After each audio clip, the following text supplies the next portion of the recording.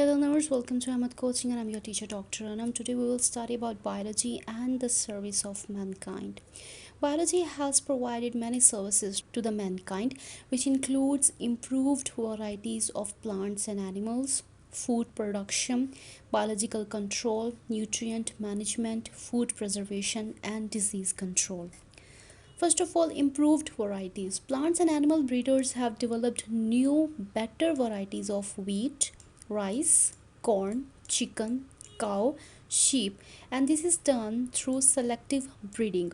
In the selective breeding, what they are going to do, they are going to select the plants or animals which are producing more food or which are more adaptable to a particular environment, and after that they are going to grow that plants in the next generation. And in this way, the plants which were producing less or they were not resistant to particular environment, they are going to be declined, while only the suitable plants they are going to grow. So this is known as selective breeding. It means that you are going to select a good animal or plant and then you are going to breed it or you are going to grow it.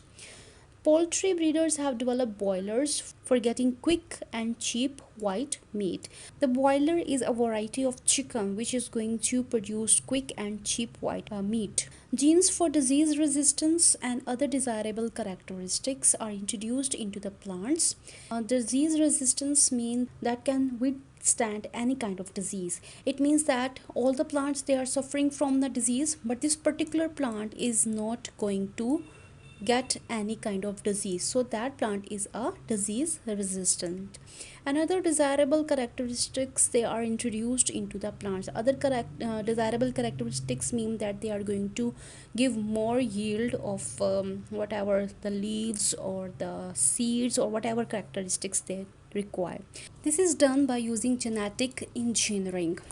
Now the plants which are produced by the incorporation of foreign DNA, they are known as transgenic plants, and they can be propagated or they can be increased in number by using cloning. Cloning is a technique in which you can produce genetically identical copies of the organisms by using special techniques such as tissue culturing techniques. Here we have this animal and we want to make more animals like this. So what we are going to do, we are going to take an unfertilized egg and we will remove its nucleus, and after that the cells from this animal we will inject it into our egg cell, and then we will grow this cell or egg cell into a new clone. So this is how you are going to make clones or identical copies of your required animals or plants. Another service that biology has done for the mankind is the increased food production. Food production has been tremendously increased by improving the existing varieties and developing new high yield and disease resistance varieties of plants and animals. Like we studied in the improved varieties, that selective breeding as well as genetic engineering, the both techniques are used to improve the yield. Yield means that how much you are getting. For example, if you are growing wheat, how much kilograms of wheat you are getting. So more the kilograms, it means the good the variety or the high yielding variety it is. As well as the disease resistance varieties, they are also produced. Here we can see this is actually the weight gain with the passage of years for the boiler chicken. So you can see that in 1957 the weight of the chicken was 0.9 kg, and then in 1978 it changed from 0.9 to 1.8 kg. It means that its weight was improved, and then in 2005 the weight tremendously increased from 1.8 to 4.2 kg.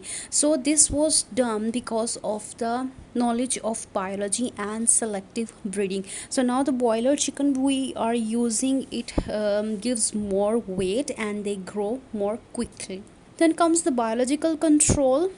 Fungicides and insecticides. The fungicides are the medicines or the compounds that kill fungi, While the insecticides are the compounds that kill insects, they actually weakens the plant and they also reduces the yield. Moreover, we can have the resistant insects. Resistant insects means that even though you are using the insecticides to kill the insects, but still they are growing. It means that they are resistant to that particular insecticides. And environmental pollution, these are the side effects of the use of fungicides and insecticides.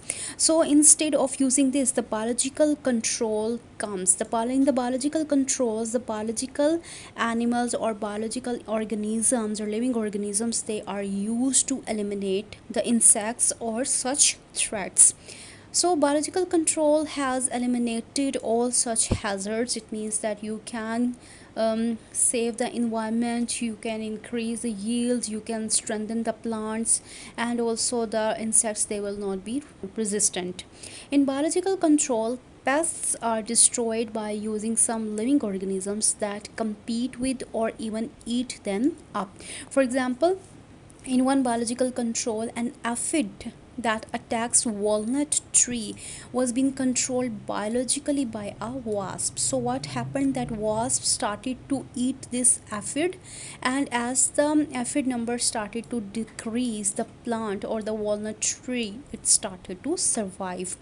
And this is how the biological control is going to work. Instead of using the fungicides and insecticides, they just introduced the wasps in the fields, and that wasp started to eat the efforts. Even some bacteria, they are being used as the biopesticides. Bio means because they are living organisms, so they are known as biopesticides, mean that they are going to kill the pests. So bacteria, they can also be introduced into the field, and that bacteria, they are going to kill the pests.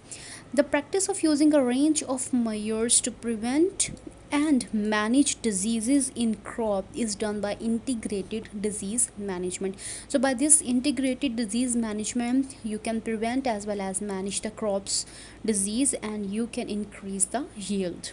Then comes the nutrient management. We know the nutrients, they are very important for the plants as well as animals to grow properly. Soil is a complex medium because soil contains water and the nutrients. So it is impossible to conduct experiments on the nutrient requirements of the plants by growing them in the soil, because there are going to be many other factors that are going to affect your experiments. So instead of growing the plants to study their nutrient requirement means that how much glucose they require, how much protein they required, how much metal they require, or what kind of ions they require. So we cannot study that in the soil. So instead of that, hydroponic culture technique is being used to find out the nutrient requirement for the plants, or the requirements which are essential for the plants. In these techniques, the plants, they are grown in aerated water.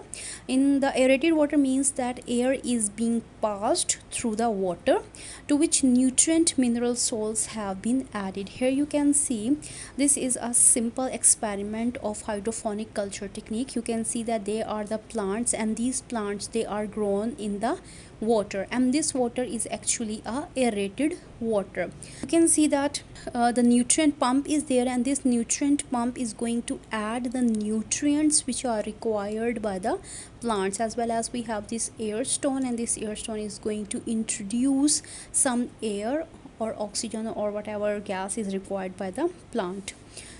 So in this way, you can find out that how much nutrients the plants require for their proper growth. So if you can give the plants their required nutrients, you can increase their yield even in the field. Hydroponic farming, however, is yet not feasible. It's just the experiments, and you cannot do that in the fields.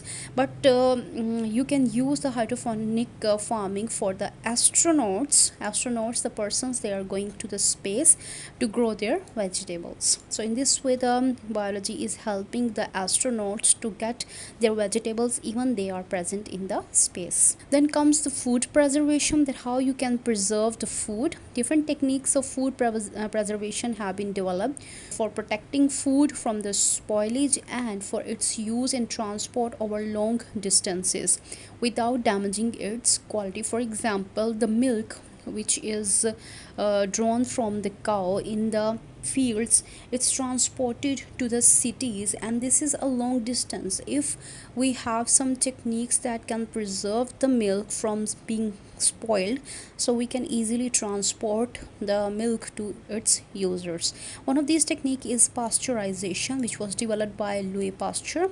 It is being widely used for the preservation of milk and milk product. What happens that fresh milk is drawn from the cow and it is heated in the heating section to up to 118 degrees Celsius, and after that it is cooled and then it is stored in the bottles, and this milk, it can survive the long distance and it will not spoil. Then comes the disease control. Biology has also done many work to control the disease.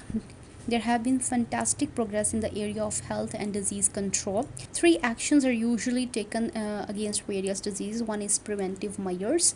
The preventive measures is that you can prevent the disease from being happen. For example, covering your face with the mask and using the sterilized injections, taking yourself away from anything which is contaminated. So these are the preventive measures. And then comes the vaccination and the immunization. In the vaccination, that vaccine is taken, and in the immunization, that substances are taken which can increase the immunity. So we know that recently, because of the COVID situation, everyone are taking the vaccination or the COVID vaccine. That COVID vaccine is actually helping your immune system to combat with any COVID virus that gains entry into your body and protecting you from getting the disease.